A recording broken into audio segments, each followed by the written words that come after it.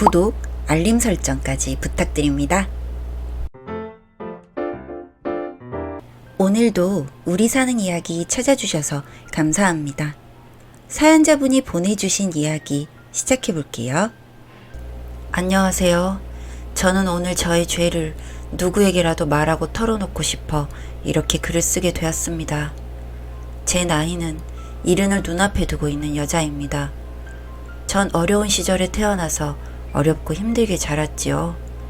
집안 형편도 그리 좋은 편은 아니었기 때문에 많이 배우고 싶어도 못 배웠고 그저 집안일을 배우면서 그렇게 컸습니다. 기본 교육만 받고 난 뒤 돈은 벌고 싶어 취직을 했고 관공서에서 그냥 일용직처럼 들어가서 일을 배웠습니다. 사무실 온갖 잡일을 제가 다 맡아서 하는 것이었죠. 그 당시 나이가 어린 편이었고 사무실에서도 그렇게 일하면서 나름 보람도 느꼈던 것 같습니다. 그러다가 일이 났었죠.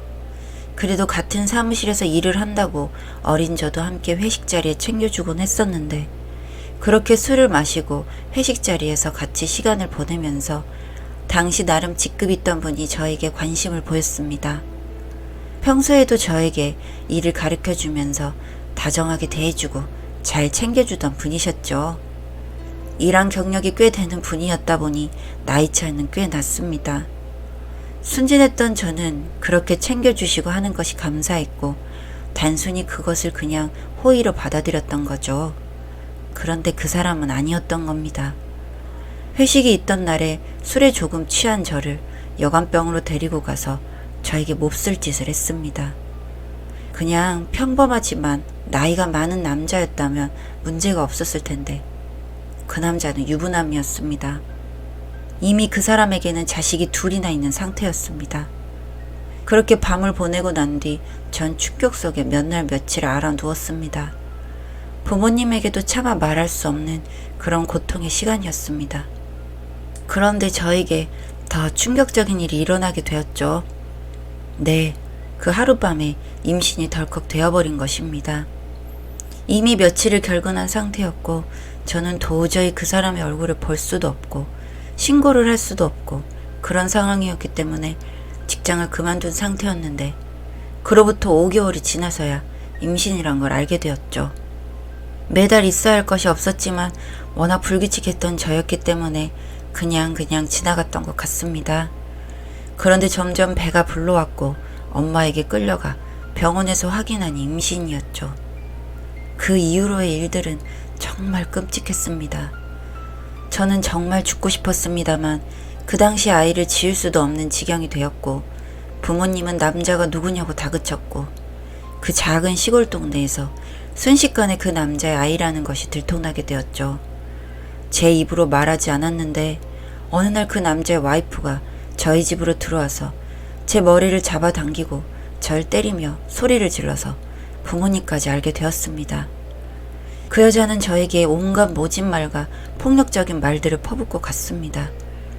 저는 졸지에 그 동네에서 유부남을 꼬셔서 임신까지 한 아주 밑바닥 인생이 되어버렸습니다. 그렇게 저는 부모님에게도 버림을 받았고 그 동네에서도 거의 쫓겨나다시피 그렇게 나오게 되었습니다. 절 낳아주신 엄마마저도 저에게 떠나라고 차라리 죽어버리라고 하셨을 때 전 알았죠. 제 인생은 이제 바닥이 되었구나 하고요. 당장의 뱃속의 아이는 자라고 있고 전 아무것도 없는 여자였습니다. 집에서 쫓겨나는 와중에도 제가 살아야 했기 때문에 엄마가 유일하게 가지고 있던 폐물인 금팔찌를 들고 나왔습니다. 어쩔 수 없었어요. 제가 할 수 있는 게 당장 없는데 이대로 정말 죽을 수도 없었으니까요. 그렇게 기차를 타고 서울로 왔습니다. 그 기차 안에서 흘렸던 눈물과 막막함, 두려움 등은 지금까지도 생생하게 기억이 납니다. 그런데 가끔 후회를 합니다. 차라리 그때 어디 가서 약이라도 먹어버리고 사라져버렸으면 더 낫지 않았을까 하고요. 저는 그렇게 서울에 자리를 잡게 되었습니다. 곧 출산할 때가 다가와가니 너무 막막했습니다. 우선 제일 싼 여관방에 월세를 내며 지내기로 했습니다. 찌린내가 가득 배어있는 그런 오래된 여관방이었습니다. 당장 어디에 취직을 할 수도 없으니 엄마의 금팔찌를 팔아서 돈을 마련했고 그 돈으로 여관방 월세를 내고 출산할 때 드는 비용을 마련하기로 했습니다. 그렇게 저는 하루를 그냥 버티고 버텼습니다. 죽을 수 없어 그냥 살았습니다. 그런데 어느 날 여관방 주인이 저에게 말을 걸어왔지요. 제 사정을 궁금해했고 저는 제 과거가 너무 싫고 힘든데 왜 물어보나 싶어 날을 세워 대답을 했습니다. 그랬더니 그분이 혹시 그 아이를 키우기 힘든 상황이라면 그 아이를 잘 키워줄 수 있는 곳으로 보내는 것이 어떻겠냐고 하더군요. 지금이라면 그런 선택을 하지 않았겠지만 그 당시에 저는 내일 당장이라도 죽으라면 죽을 수 있을 것 같은 상태였던지라 그 이야기에 마음이 갔습니다. 내 한 몸 먹고 살 수 있을지 어떨지도 모르겠고 당장에 낳아놓고 어디 저수지라도 갈 수만 있으면 좋겠다고 생각했는데 이 아기는 무슨 죄인가 싶은 생각이 들었는데 더 좋은 환경에서 자랄 수 있게 해주겠다는 말이 달콤하게 들렸습니다. 여관방 주인의 말은 이 동네에 좀 잘 사는 집이 있는데 그 집에 아기가 생기지 않아서 그 집 시어머니에게 제 이야기를 했더니 관심을 보였다고 하더군요. 그러면서 저만 괜찮다면 제가 낳은 아이를 본인 집안에서 데려다 키우고 싶다고요. 아이의 성별도 크게 상관이 없고 건강한 아이면 된다고 했다는 말과 출산 후 저에게 얼마의 돈을 주겠다고 했습니다. 지금 생각해보니 그래야 뒤탈이 없을 것이라 생각하고 준 것이지 않나 싶습니다. 저는 그런 이야기들이 감사했습니다. 이 아이의 운명은 그래도 살아야 할 운명인가 보다 했지요. 그렇게 한 달 뒤 저는 출산을 했고 여자아이를 낳았습니다. 아이에게 모유를 주고 싶어하는 그분들의 의견에 따라서 저는 2달 정도 아이와 함께 지내게 되었습니다. 그 키키하고 찌린내 나는 여관방이 아닌 그 집의 독채에서 지내게 되었죠. 본체에는 가본 적이 없었습니다만 겉으로 보았을 때 아주 좋은 집이었습니다. 아이에게 젖을 물리며 생각했습니다. 너는 정말 좋은 곳에서 좋은 것만 보고 먹고 그렇게 건강하게 자랐으면 좋겠다고요. 나 같은 엄마 만나서 잘못될 뻔했는데 이렇게 너의 운명이 이곳으로 너를 이끌어 주었나 보구나 하고요. 아이는 날이 갈수록 살이 붙고 예뻐졌습니다. 곧 죽고 싶었던 저에게도 웃음을 지을 수 있게 만들어주는 그런 아이였습니다. 너무 어린 아기라 날 닮았는지 그 사람을 닮았는지 알 수도 없었지만 그저 그 아이의 웃음만 봐도 저는 행복했던 것 같습니다. 그렇게 하루하루가 지나갔고 아기와 헤어져야 할 날이 다가올수록 저는 또 하나의 슬픔이 추가되었습니다만 그런 생각은 혼자 빨리 잊으려고 했습니다. 이 아기를 위해서 나는 최선을 다한 것이고 나는 이 집에서 나가는 대로 죽을 테니 괜찮다고 슬프지 않다고요. 그리고 약속한 그날이 되어 마지막 인사를 하고 저는 그 집을 나왔습니다. 약속했던 돈도 주셨고 받지 않겠다고 했지만 꼭 가져가라고 하시더군요. 이분들은 이것으로 해서 절대 다시 나타나길 바라지 않는구나 라는 마음을 읽고 그 돈을 들고 나왔습니다. 그리고 저는 바로 한강으로 갔습니다. 가장 빨리 죽을 수 있는 곳을 찾다 보니 한강이 있더군요. 그 길로 바로 강으로 갔고 그 강을 바라보며 한참을 앉아 있었습니다. 죽기 직전의 하늘과 바람과 처음 와보는 대도시의 풍경들이 그제서야 눈에 들어오더군요. 그래도 그 시골에서 여기까지 와서 죽을 수 있는 것도 나름 출세한 게 아닐까 하며 혼자 앉아 있었습니다. 그렇게 앉아있는 제 옆에 갑자기 어떤 사람이 와서 앉았습니다. 가방 하나를 툭 던지고 그 위에 털썩 주저앉더군요. 깜짝 놀라서 쳐다보니 죽으려고 왔냐면서 저에게 묻는 겁니다. 그래서 대답도 하지 않고 자리에서 일어나려고 하니 그 남자가 그러더군요. 자기도 3달 전쯤 여기 와서 죽으려고 했었는데 여직 살아있다고요. 어차피 죽을 거면 자기 이야기나 좀 들어주다 가라고요. 그래서 그 사람의 이야기를 들었습니다. 자기는 연년생 아이를 둘 키우고 있는 남자인데 아내가 다른 남자와 바람이 나서 밤에 짐 가방 하나 들고 도망가 버렸다고 하더군요. 모아놓은 돈도 없어서 결혼식도 못하고 그냥 그렇게 살고 있다가 아이까지 둘이나 낳았는데 핏땡이를 두고 그냥 나가버렸다고요. 그래서 애들과 함께 죽어버릴까 싶어서 여기 왔었다고요. 그런데 죽어야겠다고 마음먹고 집으로 돌아가니 잠들어 있는 아이들과 나이 드신 어머니를 보니 너무 비겁하더란 생각이 들었다고요. 그래서 여직 살아있다면서 웃으며 말하더군요. 그러면서 저에게 아직 나이도 젊은데 단 몇 년이라도 이 세상 어떻게 돌아가는지 좀 보고 싶지 않냐고 물었습니다. 어차피 그런 마음 먹었으니 단 몇 년, 아니 몇 달이라도 신나게 살다가 가는 것도 좋지 않겠냐고요. 나와 같은 마음을 먹었다는 이 사람 앞에서 왠지 마음이 편해지는 걸 느꼈습니다. 나만 이런 마음을 먹고 사는 게 아니구나 하는 마음과 왠지 내 이야기도 하고 싶어졌죠. 그래서 여기까지 오게 된 이유를 말하게 되었습니다. 가만 들어주던 그 사람이 오늘 그럼 자기 집 가서 따뜻한 밥이나 한 끼 먹고 가라고 했습니다. 우리 아이들도 자랑하고 싶고 우리 엄마는 솜씨 좋다고 소문났으니 정말 맛있는 밥 먹게 해주겠다고요. 그렇게 그 남자를 따라가게 되었고 저는 그 남자의 아내가 되었습니다. 내 아이를 다른 집에 버리듯 던져놓았던 제가 엄마를 잃은 그 남자 아이 둘을 그냥 지나칠 수가 없었습니다. 밝고 씩씩한 그 사람이 좋았고 편안한 목소리가 좋았습니다. 저를 딸처럼 안아주시던 시어머니도 좋았습니다. 그래서 저는 그렇게 여태까지 살게 되었습니다. 마음 한켠에 죄책감도 있었지만 그래도 남편과 아이들을 바쁘게 키우면서 제 인생의 시계는 돌아가기 시작했습니다. 여느 부부처럼 다툴 때도 있고 힘들 때도 있었지만 대체적으로는 행복했다고 생각합니다. 그렇게 저희 아들들은 잘 커주었습니다. 저를 엄마로 따르며 잘 먹고 잘 자고 또 열심히 공부도 하더니 자랑스러운 아이들이 되어주더군요. 둘 다 어디 내놓아도 부끄럽지 않을 만큼 좋은 학교에 좋은 직업까지. 그렇게 저희 부부도 나이가 들어갔습니다.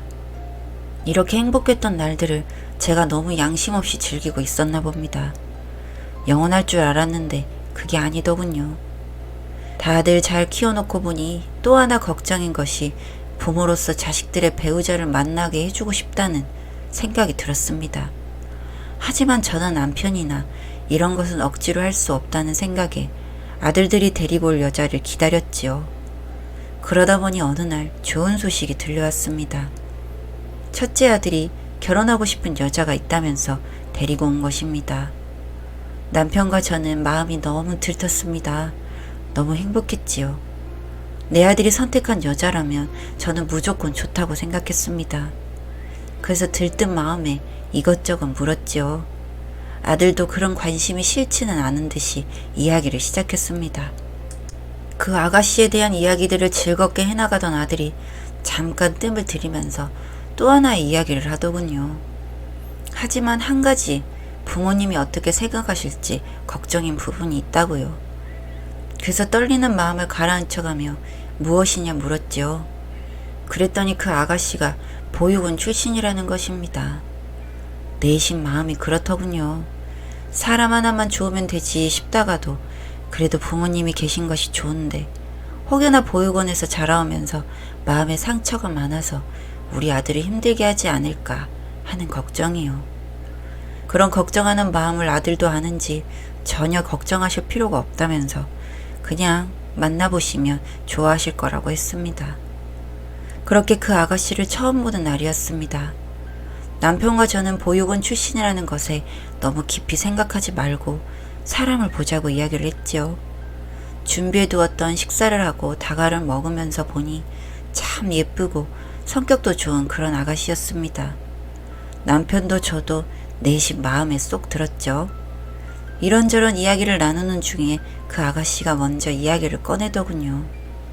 자신은 낳아준 부모에게 태어나자마자 버림받고 양녀로 들어갔지만 그 집에서도 천덕꾸리기 신세가 되어서 보육원에서 지내게 되었다고요. 그런 마음 아픈 이야기를 별일 아니라는 듯 웃으면서 이야기를 하던 그 아가씨가 너무 마음이 쓰였고 안타까웠습니다. 하지만 자신은 그래도 괜찮다고 하더군요. 그런 세월이 있었기 때문에 본인은 더 열심히 살 수 있었던 것 같고 그 결과 이렇게 좋은 남자친구도 만날 수 있었던 게 아닌가 싶다고요. 참 말 한마디 한마디 똑똑하고 예쁘다 싶었습니다. 그렇게 아가씨를 집에 보내고 남편과 저는 이야기를 했습니다. 우리 정말 저 아이에게 좋은 부모가 되자고요. 그렇게 아들의 결혼 준비가 시작이 되었습니다. 집을 구하는 것부터 시작을 하게 되었고 기쁜 마음으로 아이들의 신혼집을 찾아보았고 부모가 없는 그 아이를 위해서 같이 혼수도 보러 다녔습니다. 그 아이와 이야기하고 여기저기 다니는 시간들이 참 즐겁더군요. 남편은 저와 며느리가 될 아이가 너무 잘 지내니 질투를 하기도 했습니다. 자신만 빼놓고 그렇게 다닌다고요. 그런 질투도 즐겁다 느껴질 만큼 행복했던 나날들이었습니다. 그러다가 어느 날인가 그 아이가 묻더군요. 우리 첫째 아들에게 들었다면서 낳아주신 어머니가 아니신 걸로 알고 있다고요. 저는 내심 속으로 놀라긴 했습니다.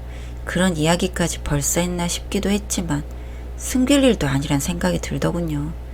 그래서 맞다고 했고 그 아이와 저는 과거의 이야기들을 하게 되었습니다. 저는 지난 과거 이야기를 하는 것이 어색할 줄 알았습니다.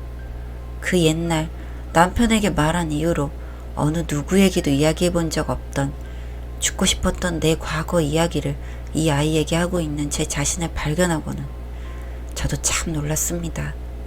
하지만 저는 단 하나의 과거인 딸 하나를 다른 곳으로 보냈다는 말은 하지 못했습니다. 그것만큼은 말할 수가 없었지요. 자연스럽게 제 이야기에서 그 아이의 이야기로 넘어가게 되었고 그 아이의 이야기를 듣는데 저는 충격에 말을 잃었습니다.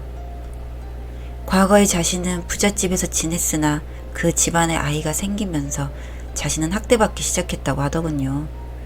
친모인 줄 알았던 엄마가 친모가 아니라는 걸 밝혔고 그동안 시어머니 때문에 참고 살았던 자신의 엄마가 본색을 드러내며 자신을 못살게 괴롭혔다고요. 자신은 그때 너무 큰 충격에 아주 힘들었다고 했습니다. 그 시기가 사춘기였던 때라 더욱더 힘들었다고 하더군요. 결국엔 그 집에서 내쫓김을 당했다고 했습니다. 사춘기 반항심에 자신도 못된 짓들을 했다고 하더군요. 그러다가 결국엔 집에서 맞았고 거기에 반항을 하다가 그 집 아이에게 상처를 냈고 그렇게 그 길로 보육원으로 가게 되었다고요. 너무너무 마음이 아팠습니다. 그 아이 살아온 인생이 저만큼이나 아팠던 것 같아 속이 다 쓰렸지요. 그러면서 자신이 어릴 적에 살던 동네가 어디라고 말을 하는데 저는 마음이 한번 쿵 내려앉았습니다. 그 아이가 말했던 곳이 제가 제 자식을 두고 온 그것과 일치했으니까요. 그리고 나니 설마 하는 생각이 들더군요. 그럴 리 없다 생각하면서도 마음이 불안해져도 그 순간 그 아이의 무릎에 시선이 갔습니다. 어릴 적 그 점이 있더군요. 특이하게도 빨간 점이 무릎에 있던 그 아기였습니다. 그 아이가 제 얼굴을 살피며 안색이 안 좋다고 하는데 그때서야 저와 닮은 듯한 그 아이의 얼굴이 눈에 들어왔습니다. 도저히 다리가 떨려서 서 있을 수조차 없어지자 저는 아이에게 몸이 안 좋아 먼저 들어가겠다고 하고 집으로 갔지요. 그 길로 그 아이가 있었다던 보육원에 전화를 걸었고 저는 제가 그 아이의 엄마인 것을 알게 되었습니다. 하늘이 무너지는 것 같더군요. 좋은 집에서 잘 살고 꽃같이 컸겠거니 했던 나의 딸이 그 집에서 천덕꾸러기 취급을 당하고 학대를 당하다가 결국엔 보육원에서 홀로 외롭게 자랐다니요. 그것도 모르고 저는 두 아들을 키우면서 따뜻한 밥을 목구멍으로 넘기고 살며 행복하다 생각하며 지내고 있었다니요. 그날 밤 내내 저는 뜬 눈으로 밤을 지새며 엉엉 울었습니다. 원 없이 목 놓아 울었습니다. 그 아이의 인생이 너무 아파 울었고 제가 행복하게 살아온 삶이 너무 후회되어 울었습니다. 그렇게 한바탕 울고 나니 이제 앞일이 걱정이 되더군요. 그 아이도 제 아들도 이 둘은 서로 전혀 모르고 있는데 그렇게 둘의 행복한 미래만을 꿈꾸고 있는데 모든 사실을 알아버린 나는 어떻게 해야 하나 싶더군요. 제대로 먹을 수도 잘 수도 없는 날들이 이어졌고 이런 저에게 남편은 왜 그러나며 걱정스럽게 물었습니다. 정말 어떻게 해야 할지 모르겠더군요. 저를 보는 남편은 도저히 안 되겠다면서 병원에 가서 검진이라도 받아보자며 화를 냈습니다. 그런 남편의 얼굴을 보니 눈물이 났습니다. 그 사람을 부여잡고 엉엉 목 놓아 울었습니다. 그런 저를 안아주던 남편이 한참을 기다려주다 묻더군요. 무슨 일이냐고요. 그래서 저는 몇십 년 전 그 한강에서처럼 이야기를 시작했습니다. 알고 보니 그때 그 부잣집에 보냈던 딸이 이 아이라고요. 그 아이의 그간 살아온 이야기까지 남편에게 말했습니다. 제가 나쁜 년이죠. 이런 집을 남편에게까지 던져주다니 말이죠. 하지만 이 착한 사람은 이런 엄청난 이야기를 한 저를 오히려 안아주고 달래주더군요. 울지 말라고요. 이것 또한 당신이나 그 아이가 어쩔 수 없었던 운명이 아니었겠냐고요. 그렇게 저와 남편은 그 아이를 며느리로 받아들였습니다. 아무것도 모르는 내 딸아이와 아무것도 모르는 나의 아들을 위해서 그렇게 하기로 결정했습니다. 내가 저지른 죄로 인해 두 아이의 인생까지 망가뜨릴 수 없다고 생각했으니까요. 그리고 저와 남편은 그 아이들의 인생에서 멀어지기로 했습니다. 해외로까지 나가서 살까 생각했으나 이미 나이 든 몸뚱이 해외까지 가서 살기란 힘든 일이지요. 저 때문에 남편까지 떠나게 할 수도 없었고요. 그래서 우리 둘은 땅끝으로 가게 되었습니다. 한번 오려면 정말 마음먹고 와야 할 아주 작은 시골 마을에 들어와 살고 있지요. 착한 내 아들과 버림받아 힘들게 살아온 내 딸은 왜 이리 멀리 가시냐며 이제 자신의 부모가 되어달라고 했지만 어찌 제가 그럴 수 있을까요? 죄가 많은 나라는 인간이 그 애들 곁에 있다간 어떤 화를 부를지도 모를 텐데요. 그렇게 멀리 떨어져 살고 있습니다. 1년에 한두 번도 겨우겨우 만나가며 그렇게 지내고 있습니다. 하지만 온 마음으로 그 애들이 행복하기를 바라고 또 바라고 있지요. 제 남편이 가장 불쌍하고 목이 메입니다. 미안하고 또 미안합니다. 그 옛날 한강에서 저의 손을 잡아주던 그 남자는 지금까지도 제 손을 잡아주고 있으니 말입니다. 우리에게 남은 생이 얼마나 될지는 모르겠습니다. 제가 떠나는 그날까지 남편에게 사죄하는 마음으로 곁에서 함께 하려고 합니다. 그리고 제 남은 생이 많지 않길 바랍니다. 제가 영원히 사라짐으로 해서 진정한 평화가 오길 바랍니다. 늙은 사람의 이야기를 들어주어 감사합니다. 사연은 여기까지였고요. 우리 사는 이야기 시청해주셔서 감사합니다.